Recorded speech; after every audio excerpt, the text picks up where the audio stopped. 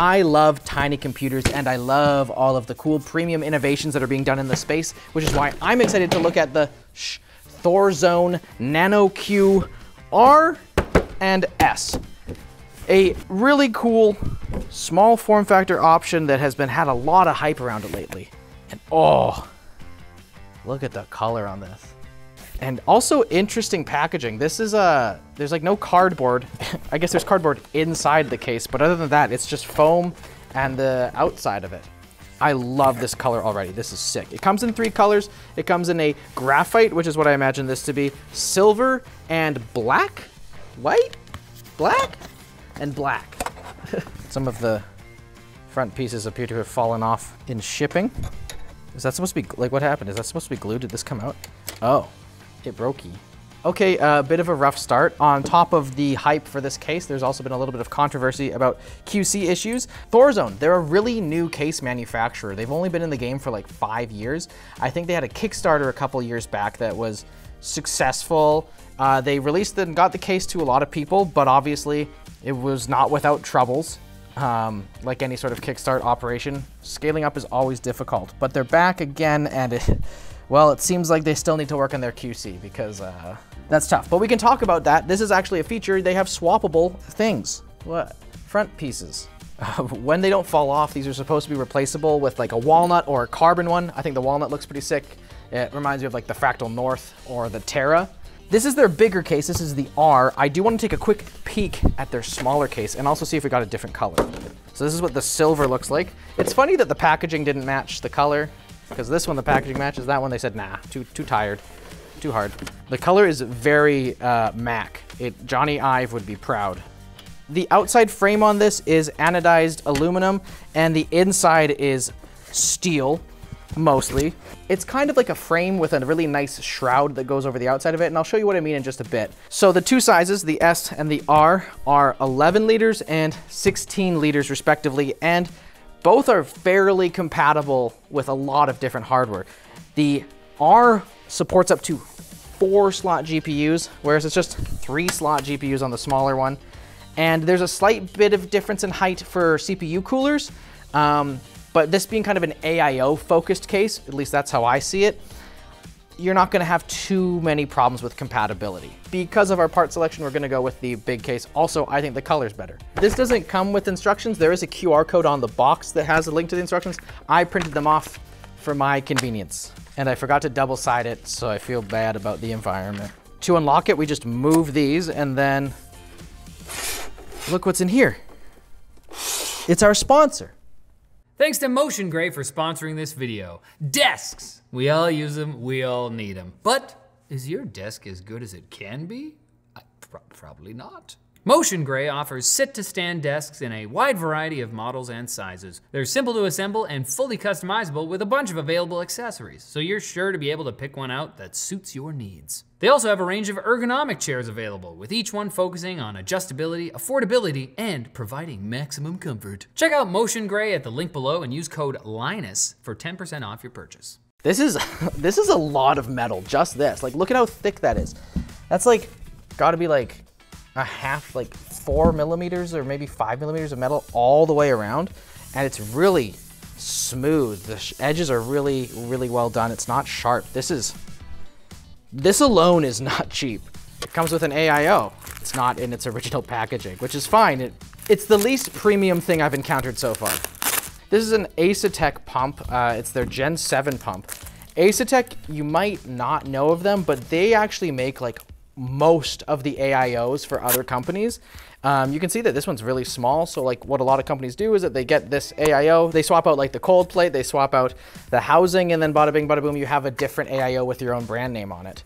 This is a very basic AIO. This just has a header for your pump. You'll have to plug your fans into different headers. This also doesn't come included with the case. It is an optional add-on for 110 euros, which is basically $110, but I'm not doing the math. Editor will do it right here. Tip, put a soft cloth underneath to avoid scratches, like an LTT store desk pad. Oh, look at that. So in our accessories bin, we have screws, handles, and the light rays, which are just RGB strips. These are both options as well. You don't have to purchase them, but the handles apparently are kind of neat. So I'm looking forward to those. And then, wow, the screws are like in a foam housing. Look at that. That's bougie. For all of the fancy stuff they give you, they don't give you the hex key to unscrew some stuff. So thankfully it's a relatively common hex size in H2. So you'll likely have one in your arsenal, but if you don't, a key would have been really nice. Oh, cool. Some magnetic mesh fan filters for all of the sides. What am I supposed to do? There's a spot at the top for a 120 or 140 millimeter fan. And other than that, I believe that all the fans have to be attached to a radiator or like your GPU or something. To accommodate more configurations of hardware, say you have a taller CPU cooler or a smaller GPU and you want to get it closer to the side for some reason, you can adjust the spine. It's just a matter of loosening this thumb screw down here. And then once you get the 6th screw out, it looks like, yeah, it just kind of slides over there. Shifting spines is something we've seen a few times in cases. The Fractal Terra is probably the most popular example of a case that has a shifting spine. And it's honestly a great feature that allows for way more compatibility because now, as I said, you can put a pump here, you can put a bigger power supply, you can have a smaller GPU, or you can get a really big GPU and compromise on the CPU cooling. It's awesome. We're going to keep it with we gotta have 3 slots. So I think we are actually keeping it over this way. But we're like slightly taller than 3 slots, as you can see. So if we're at that position, with no work key. This is the colorful iGame 4090 that you may have seen in the all-screen PC on LTT. It's a beefer. 3.5 slot, which means 4 slot because you can't have half a slot. It's tough to fit into much. So we're gonna go with the largest configuration, and I guess I'll put all those screws back in after taking them out. We do put our LED strips in right now, according to the instructions, and those go on these little spines. You can see if we look at the layout of the case, motherboard around here, power supply around here. Here's where our radiator is going to go. And it's gonna be an intake that's gonna be blowing air to both halves of our system. And so you can see that this side has all of these little mounting points for our radiators and our fans. And this side is solid because of RGB, baby. Let's go! I know this is like a premium case, but it is funny to me that they were like, yeah, we're gonna have tooling to put screws in here so that you can exclusively screw these into here. That's like what this is for. Why didn't they just save money and give me some sticky boys? So the light rays are an additional 30 euros, which is kind of a crazy price point considering that these are not even diffuse light strips. I guess the plus side is that they do work with signal RGB. The motherboard, all right, we're getting somewhere now. In addition to our 4090, we're gonna be putting in an AMD Ryzen 9 7950X. So pretty beefed up system, not gonna lie. But I mean, that's like what this is for. You're not gonna be buying this case if you ain't putting some real beef in it, you know? Non-ferrous screws, these aren't magnetic. Come on, how much did I pay for this case? Unbelievable. Now we're making progress. They really did put it down to the wire.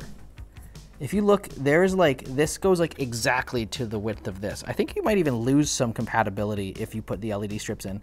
Because if you had one of those ROG motherboards that has like the SSD mount like up here, you might bump into this.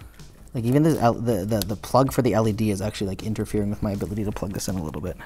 The following steps are only necessary when using extremely long GPUs. So you can actually unscrew these screws at the 4 corners and you can take the whole front of the case off if you have a very, very long GPU that you need to get in there.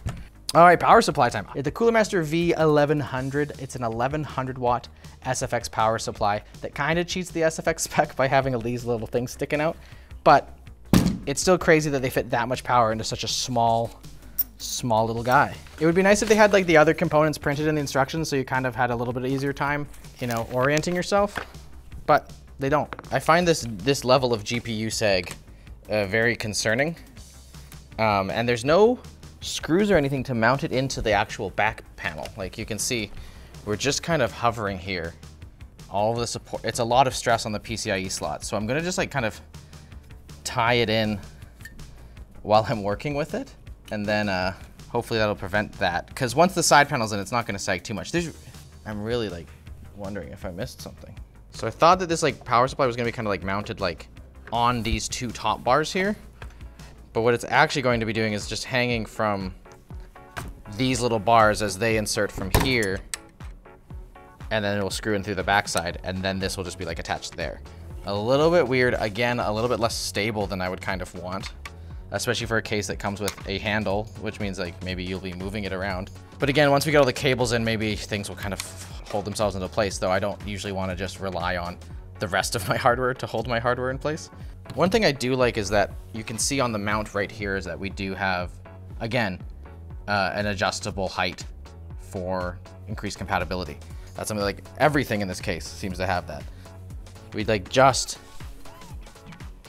don't have enough to get this power supply in this orientation. That's because I screwed it in upside down like a dumb. Wait, if I go the other way, if I screwed in like this, the plug's the wrong way around, and I don't have quite enough slack to get there. Oh no, I do. A lot of times people are worried about like hot air going into their power supply. That's not really something you should be worried about. Power supplies are rated to withstand a lot of heat in your case. And in this case, it's actually gonna be helping us by encouraging our flow through cooler and exhausting stuff out the back. So this is actually a good way of orienting this, and you don't have to worry about it. It's not like it's gonna get choked out because we have a flow through cooler. If this was a solid back GPU, I would flip it around the other way to make sure that you're getting enough air to your power supply. But in this case, it's gonna have no issues with airflow. That clears it. That clears it. But we're going. It's funny that there wasn't that much cable management to be done because there's not that many cables. There's no front IO really. There's just the power button, and the RGB ends right by your motherboard. So this cable is really easy to just install. Though it is kind of it's a little too short to be like conveniently routed. The Asetek AIO didn't come with any fans. Luckily, I got these really cool metal fans from AlphaCool that we saw at CES like last year. And I was planning on using just one of them for the top, depending on the color. So they're not gonna be matching, but we're gonna use them. Yeah, they come in matte black. They have a chromed out version. And then this one I think is gold. And they also have a white version. The gold though, look at that. Luckily, we have some 280 fans from the Rad that I was gonna use, and we'll toss those on because these, they're 120s. We've got our fans on our radiator now, and we're about to put stuff in, and now I am seeing that this isn't as spacious as I once thought. First off, this cable is kind of getting in the way in a big way. It's kind of crossing over where we want our radiator to go. It looks like you're able to pop this out and flip it around, but I do not have the strength to do so. It's got these weird clips in it. Another thing to worry about is all these cables coming from your power supply because they could get jammed into your fans. So I think we're gonna be okay. It's just gonna be a little bit less than pretty. After finagling with the screwdriver, we were able to pop this out. We're gonna turn it so that it goes 90 degrees the other direction, and then we're gonna pop it back in. Let's just get this screwed in and then we'll deal with the cable routing. Now we just gotta get our 2 radiator fans plugged in and then we are good to go. I need a Y splitter. Yeah, the last thing that's going in is our fan, and I need to make sure which screws. We use the long screws for these fans. Alrighty, and now these screws are gonna be nicely hidden by our little posts that Andy nicely fixed for us by putting the magnets back in. We just about done filled it right on up. Important thing to note, we put a 120 fan at the top. This also supports 140mm fans at the top. So if you have a bigger fan, go for it. Moment of truth to see if it posts or stays on. The power supply has no switch, so the other thing might be that my front panel connector is plugged in incorrectly. Oh, they're going now. This is looking great. And I just missed the chance to go into the BIOS and also don't have a keyboard. Now I'm gonna try and get this thing on. What is happening? Why has this been disconnected? Oh my gosh. Oh no. Look at what happened to the magnetic dust filter. Look at this. Oh gosh. Oh wow, look at this. Look at that. You gotta be really careful. That's their rated height. That's default. So here's something you should be really careful about is that this PCIe cable, if you have it extend all the way over this pole, it can get caught, it looks like. They don't actually show anywhere in the actual PCIe installation instructions that you shouldn't run it there, but in an earlier picture, they have the cable run in between the motherboard on the other side of this pillar. But like, it's still gonna be the motherboard is still the furthest extension, and I guess we need to adjust, we can't adjust the spine. So this goes here, it plugs into there, but there's no depiction of that it actually has to go behind this little post. Which if you've already had your motherboard mounted like they ask you to in the manual, you might not be able to squeeze it. Like I can't get this because of this M.2 slot on the back of the motherboard, I'm not gonna be able to get this in around there. So I'd have to like remember to have that routed ahead of time. What happened? What is going on here? Look at, what the f?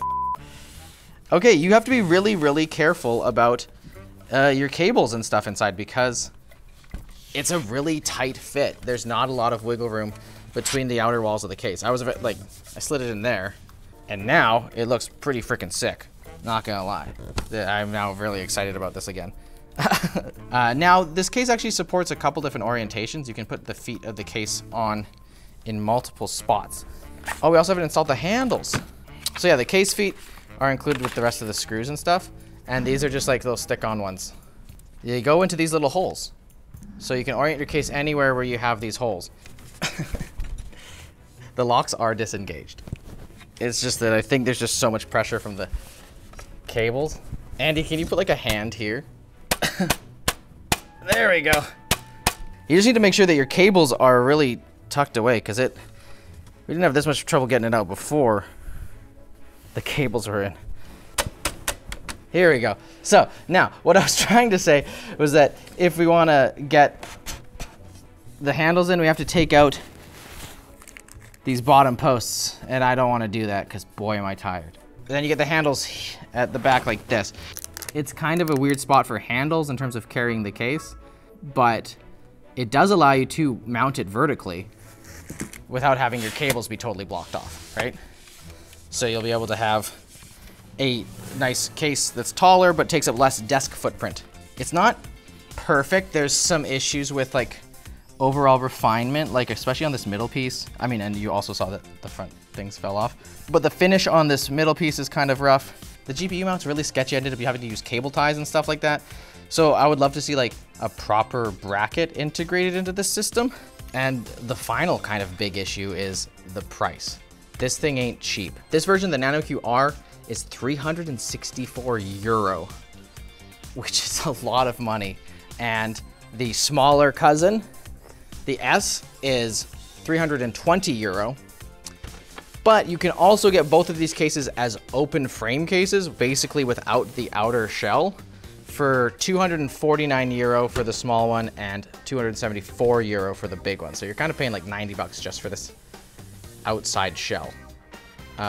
Which, I mean, listen, cutting big pieces of metal is very expensive. And I think in terms of aesthetics, they have knocked it out of the park.